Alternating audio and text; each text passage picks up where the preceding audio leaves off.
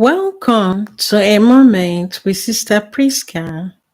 I'm delighted to have you once again as we talk about a very important topic that touches the lives of everyone. Today, we explore a truth as old as time, but as urgent as today's dawn. No one wins when brothers fight.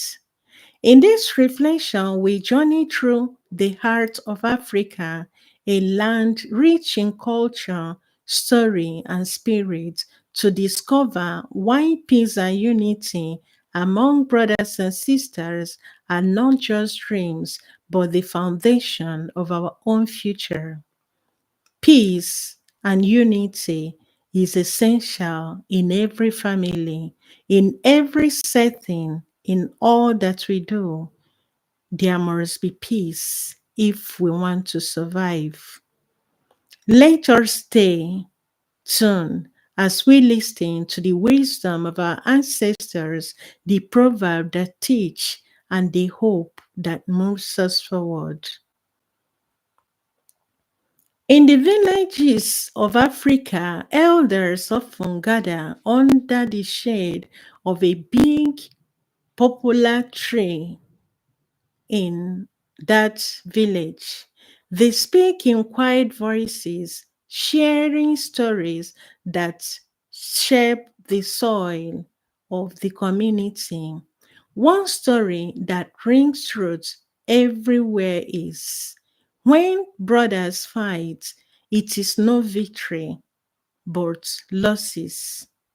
There is a popular saying in the Igbo land that says, "Egbe bere ugo bere, nke si ibe ya ebena nkukwa ya," meaning, let the kite perch and let the eagle perch too.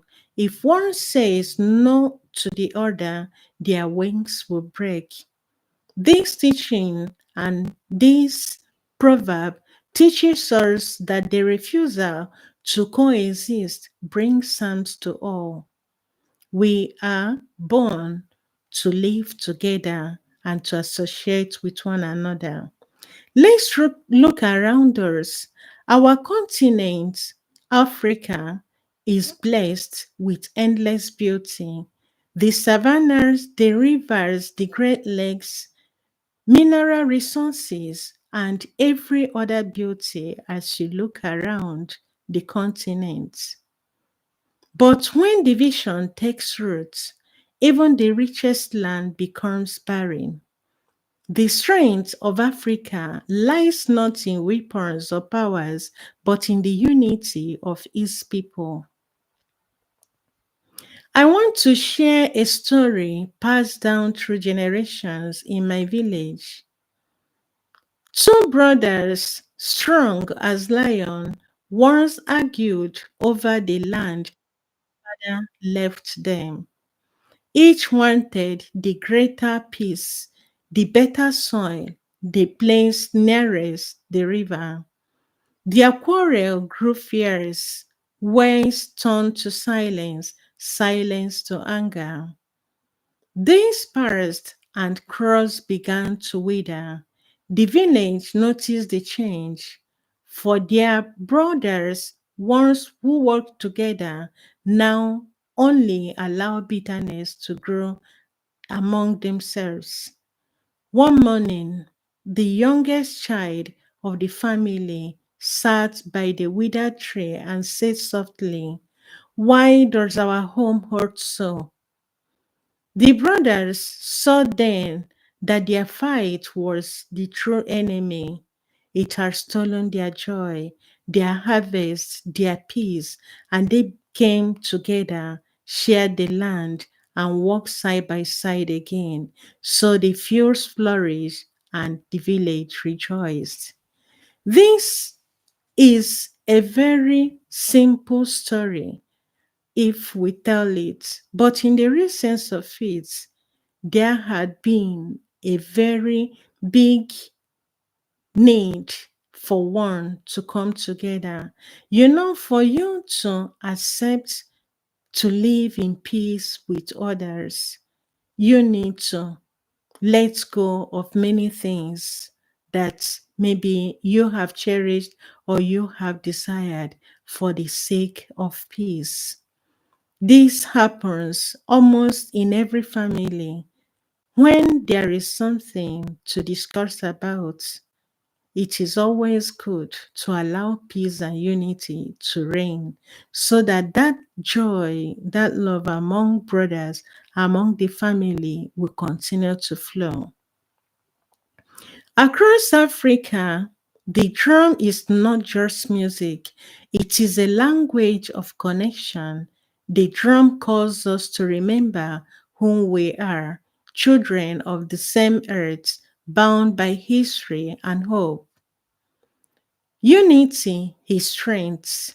Igwebike, as many would say in other languages, this strength is more powerful than any weapon because it builds homes, it raises children, and nurtures dreams. Where there is no peace, nothing moves forward. It's just like everything had come to a stop. We see this in traditions where families gather to celebrate harvest, births, and even weddings. These moments show us that despite the differences, our hearts still beat as one. A person is a person through other person, or I would say one is being recognized as whom he or she is truly by other person's own recommendation. So we cannot thrive alone. We need each other, our brothers and sisters, to grow and to prosper. That is the reason sometimes when you go to some places, either in a walk, they will always ask you for recommendation. That is to show an evidence of somebody who truly trusts you. And when there is no peace and unity, all those things lack. And what do? We are just put in a hut.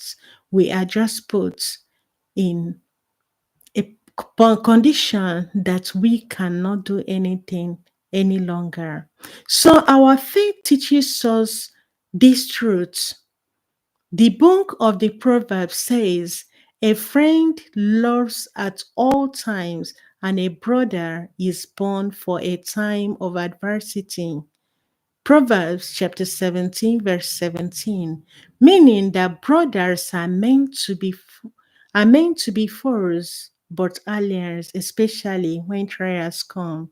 We need to remove anything that will bring disunity among us. Let us build instead of to allow our weak sentiments to take away what we already have. Nelson Mandela, in one of his talks, said, if you want to make peace with your enemy, you have to walk with your enemy. Then he becomes your partner. That is a very strategic way. When you know that somebody has something against you, try to work with the person. Try to even show that person that love is possible, irrespective of whatever may have transpired. This is courage to choose peace over pride and forgiveness over anger. So, what can we do today? How do we stop the cycle of conflict among brothers? First, we remember our shared humanity and history. Second, we listen, truly listen to one another's story and pain. And third, we choose words that build rather than break.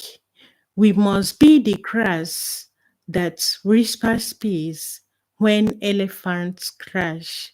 Because when two elephants fight, it is the grass that suffers.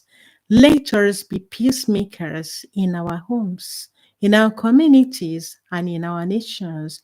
Let us plant seeds of unity and water them with kindness. Friends, no one wins when brothers fight. But everyone wins when we stand together, hand in hand, heart with heart. Let us celebrate the beauty of our homes. Let us celebrate the beauty of our individual communities. Let us celebrate the beauty of the church.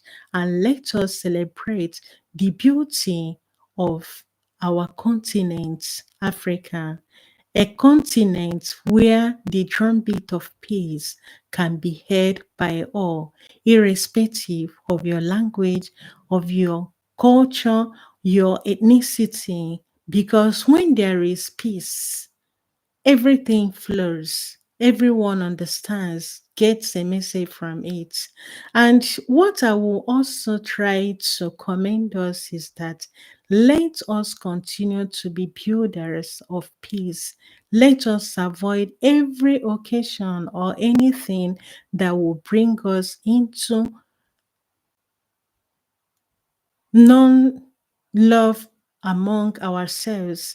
You know, it is quite difficult when we see things that could have been done so easily, but it takes us so much time just because we refuse to go.